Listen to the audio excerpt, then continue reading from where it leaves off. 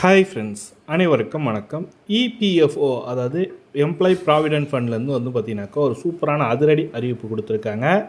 இலவசமாக ரூ. 7,00,000 வரைக்கும் பெற முடியும். இந்த திட்டத்தை பற்றி யாருக்கும் தெரியாது. இந்த திட்டத்தில் நாம் எப்படி பயன்பெற முடியும் என்ற முழுமையான தகவல் தான் பார்க்க போகிறீங்க. வீடியோ ஸ்கிப் பண்ணாமல் கடைசி வரைக்கும் பாருங்கள். வீடியோ பிடிச்சிருந்தா லைக் பண்ணுங்கள், கூட சப்ஸ்கிரைப் பண்ணுங்கள். வாங்க வீடியோக்குள்ளே போகலாம். இந்தியாவுல தொழிலாளர்கள் மற்றும் ஊழியர்களுக்கான ஓய்வு கால பாதுகாப்பு திட்டமா இபிஎஃப்ஓ செயல்படுத்தப்படுது. சம்பளத்துல பிடித்தம் செய்யப்படும் ஒரு தொகை வைப்பு நிதியா இருந்து தேவைப்படும் அவசர காலத்துல எடுத்துக்கொள்ளும் விதமா இருக்கு.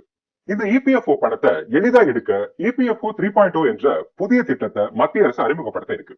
இதன் மூலம் இனி யூபிஐ அல்லது ஏடிஎம் மூலம் இபிஎஃப்ஓ பணத்தை எடுத்துக்கொள்ளலாம். இது இபிஎஃப்ஓக்கு அப்ளை செஞ்சு வாரக்கணக்கில் காத்திருக்கும் பயனாளர்களுக்கு உதவியா இருக்கும். இந்த நிலையில இன்னொரு சலுகையும் இபிஎஃப்ஓ திட்டத்துல செயல்பாட்டுல இருக்கு. அதாவது இபிஎஃப்ஓ கணக்கு இருப்பவர்கள் 7 லட்சம் ரூபாய் வரை இன்சூரன்ஸ் பணத்தை பெறலாம். இதுக்காக அவர்கள் எந்த சந்தாவோ பணமோ செலுத்த வேண்டியது இல்ல. இபிஎஃப்ஓ கணக்கு வைத்திருப்பவர்களுக்கு இடிஎல்ஐ அதாவது எம்ப்ளாயி டெபாசிட் லிங்க்டு இன்சூரன்ஸ் திட்டத்தின் மூலம் குறைந்தது 2.5 லட்சம் முதல் 7 லட்சம் ரூபாய் வரை இன்சூரன்ஸ் வழங்கப்படுது.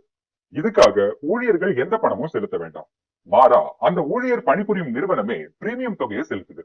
இபிஎஃப்ஓ கணக்கு வைத்திருக்கும் ஒருவர் இறந்துட்டா அவரோட குடும்பத்துல யார நாமினியா வச்சிருக்காரோ அவருக்கு இன்சூரன்ஸ் பணம் கிடைக்கும். இறப்பு மட்டும் இல்லாம விபத்து அல்லது தவிர்க்க முடியாத விடுப்பு எடுத்தாலும் இன்சூரன்ஸ் பணத்தை கிளைம் செய்து கொள்ளலாம். இந்த இன்சூரன்ஸ் பெற இபிஎஃப்ஓ கணக்கு வைத்திருக்கும் அனைத்து ஊழியர்களும் தகுதியானவர்கள் தான். இன்சூரன்ஸ் பணத்தை பெற இபிஎஃப்ஓ கணக்கு வைத்திருப்பவர்கள் நாமினி கேஒய்சி விவரங்களை சரியா கொடுத்திருக்கணும்.